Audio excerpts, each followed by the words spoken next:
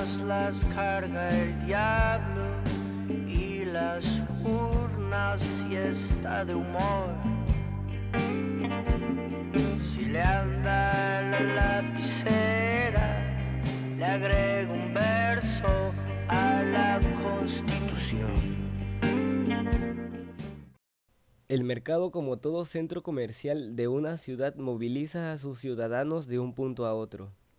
En Villahermosa, junto al mercado como espacio de comercio, existe otro espacio social en donde no solamente se vende o compra, sino también se pasea, se disfruta al aire libre, camina y se encuentra con otras personas. Son estas relaciones sociales en los espacios públicos los que le dan sentido a la ciudad. Entendiendo entonces a la ciudad como un espacio social complejo en donde muchas personas se topan diariamente con extraños y personas ajenas a su círculo social cercano y privado, tienen también que movilizarse diariamente por sus actividades laborales, escolares o de ocio fuera de su domicilio. Es el espacio público en donde se encuentran los problemas urbanos que contienen rasgos violentos y que en las últimas décadas se han acrecentado. De acuerdo a los planteamientos de Borja y Muxi, el espacio público es el de la representación, en el que la sociedad se hace visible. Del ágora a la plaza de las manifestaciones políticas multitudinarias del siglo XX, es a partir de esos espacios que se puede relatar, comprender la historia de una ciudad. Y comprender la historia de una ciudad, de acuerdo a Marx, es entender la historia de la lucha de clases, una lucha de conflictos urbanos.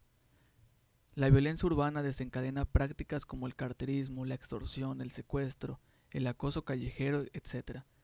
Respecto a estos eventos delictivos, se puede mencionar que los delitos callejeros más frecuentes tienen senderos y puntos claramente identificados y se los vincula, por ejemplo, con algunas paradas de la transportación colectiva, con ciertos lugares de la centralidad urbana o con determinados espacios públicos. En estos casos, los hechos de violencia no pueden estar disociados de las variables tiempo y espacio. De acuerdo a la Encuesta Nacional de Victimización y Percepción sobre Seguridad Pública 2019, en México hay una tasa de 23.520 de prevalencia delictiva por cada 100.000 habitantes. En la entidad tabasqueña hay una tasa de 27.076. En cuanto al total de hombres a nivel estatal, hay una tasa total de 28.785 y en cuanto al total de mujeres, la tasa es de 25.653. En la ciudad existen diversas formas de violencia. Algunas son verbal, física, psicológica y emocional, por mencionar la manera en que la violencia es aplicada sobre las personas. Sin embargo, también existen violencias de tipo sexual, laboral, escolar, de género, familiar y violencia urbana. Esta última es la importante en este documental. Pero antes de ir más allá es necesario definir qué entendemos por violencia y qué entendemos por violencia urbana. Una definición importante y clara del término violencia es la que aparece en el libro Violencia de Género, una mirada desde la sociología. En este texto se menciona que la violencia es una conducta humana aprendida que se refuerza en la experiencia práctica cotidiana y se inserta en un contexto sociohistórico determinado. La violencia se gesta en la desigualdad, real o simbólica, y se genera en jerarquías de poder que ignoran los derechos y oportunidades de los otros. En el artículo Violencia urbana, un asunto de ciudad, Fernando Carrión nos menciona: la violencia se ha convertido en uno de los temas más importantes de las ciudades latinoamericanas, debido al cambio en sus formas, un grado mayor de violencia, a los impactos sociales y económicos, al incremento de su magnitud, se duplicó y al aparecimiento de nuevos tipos, secuestro express, violencia en los estadios, entre otros. La violencia se ha extendido por todos los países y ciudades de la región, con peculiaridades y ritmos propios, provocando varios cambios en la lógica del urbanismo, blindaje de la ciudad, nuevas formas de segregación residencial y en los comportamientos de la población, una angustia y desamparo. En la interacción social, una reducción de ciudadanía, nuevas formas de socialización y en la militarización de las ciudades, mano dura, ejército en las calles, todo esto amén de la reducción de la calidad de vida de la población, homicidios, pérdidas materiales. Por otra parte, tenemos la aproximación al término violencia que Joseph Roussek nos entrega. Este autor nos menciona que la coerción es el empleo de una fuerza física o intangible para obligar a ejecutar una acción contraria a la voluntad o al juicio del individuo o grupo sujeto a dicha fuerza. La violencia es la aplicación de la fuerza en tal forma que resulta física o psicológicamente dañina para la persona o grupo contra quien se aplica. La violencia, de acuerdo con la socióloga Carolina Espinosa, no se analiza de forma lineal o unicausal, sino dando importancia a las relaciones sociales en donde emergen estos procesos violentos y las particularidades de cada conflicto con su contexto social. El sujeto y el contexto tienen la misma importancia. La violencia dentro de las ciudades obedece a factores urbanos y de su infraestructura.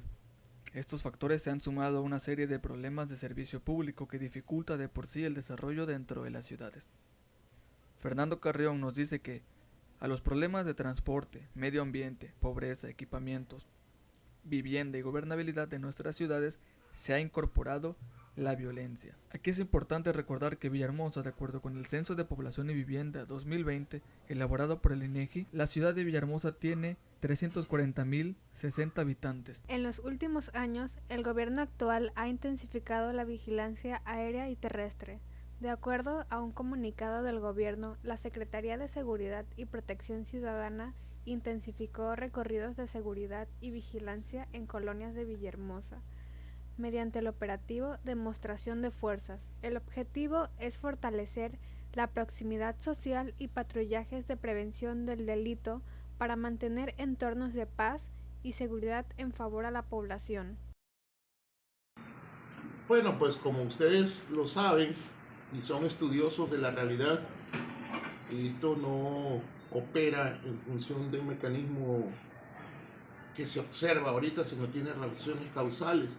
Y la causa está en la historia de la voluntad, digamos, de la estructura económica de nuestro Estado.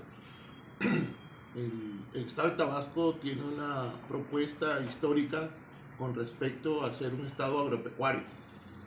Y hemos incursionado en otras variables, sobre todo con algún petrolero que fractura, colapsa, digamos, la herencia económica de este Estado. Y por supuesto hay una fricción y una tensión que genera y provoca fenómenos como este tipo de situaciones donde hay un desplazamiento de la fuerza de trabajo hacia los centros urbanos, y por supuesto que es una lógica distinta la que hay en la urbanidad que en lo rural. Sin embargo, es un nuevo tejido que se conforma, y también con la migración de otros sujetos sociales, subrayo los obreros de otras entidades, de otros estados de la República, que vinieron aquí, y se generó un sincretismo urbano en donde diferentes fuerzas y sobre todo culturales se expusieron y provocaron fenómenos que de entrada nosotros desconocíamos. Sin embargo, el boom petrolero no es una condición que siempre nos acompaña. Ha sufrido crisis severa, y por supuesto entonces el empleo de Tabasco, y dejando ya la voluntad, digamos, económica propuesta de antaño de una voluntad agropecuaria, pues se desfasa, se descicla. Entonces tenemos problemas serios en términos de la dieta económica que merecen todos los tabasqueños y tabasqueñas, lo cual viene a traer a colación un sinfín de problemas que ya entran en la característica de lo que llamamos de la delincuencia, y que afecta y violenta mucho. Si ustedes se dan a la tarea de buscar el observatorio urbano, en el caso Tabasco, dentro de antes de la situación esta de la refinería como proyecto del presidente actual, pues verán que la numeralia era pues muy violenta, muy agresiva para la mitad de los ciudadanos, digamos, de Villahermosa, porque formábamos parte, digamos, de lo más agresivo en cuanto a delincuencia en el estado de Tabasco, y específicamente en Villahermosa.